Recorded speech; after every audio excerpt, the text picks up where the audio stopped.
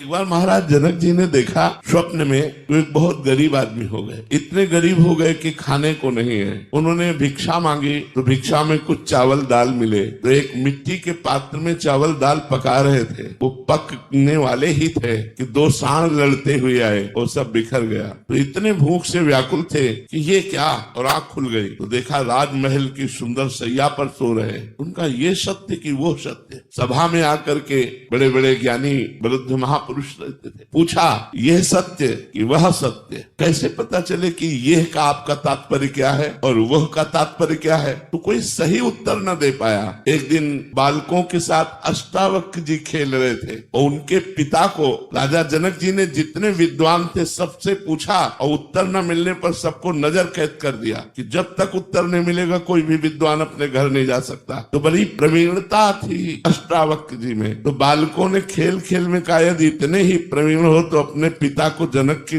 नजर कैद से छुड़वा लो। तो माँ के पास गए और उनका आज तक आपने बताया नहीं कि हमारे पिता जनक की नजर कैद में है, मैं अभी जाता हूँ। तो उनका बेटा पति तो गए ही और तुम भी, हमारे पास कौन रह जाएगा? उन्होंने कहा माँ मैं समस्त विद्वानों को एक क्षण में छुड़वा दूंगा। अष्टावक्र जी गए तो सभा में जी पहुंचे तो अष्ट जगह से टेढ़े थे तो चाल तो बड़ी, तो सब हंस पड़े। तो उन्होंने जाते ही कहा जनक की सभा में हमने सुना था ज्ञानी है, लेकिन यहाँ तो हमें कोई ज्ञानी दिखाई नहीं दे रहा। तो जनक जी ने कहा आप सभा को ऐसे कैसे संबोधन कर सकते हैं कि यहाँ कोई ज्ञानी नहीं? बोले आप लोग पहले हमें बताओ हंसे क्यों? बोले आपको 8 जगह से टेढ़ा देखकर। तो बोले आत्मा को देखने वाला ज्ञानी और शरीर और हड्डियों को देखने वाला ज्ञानी। बोल जनक तेरा प्रश्न क्या है? अष्टावक्र जी गुरु हैं जनक जी के। जनक जी ने कहा ये सत्य कि वो सत्य? तो सीधे एक शब्द में उत्तर दिया, ना ये सत्य और ना वो सत्य। जो जागृत है वो तुम्हारी स्वप्न अवस्था में असत्य हो गया और जब जागृत में आए तो स्वप्न अवस्था असत्य हो गई। इसलिए न जागृत सत्य न स्वप्न सत्य।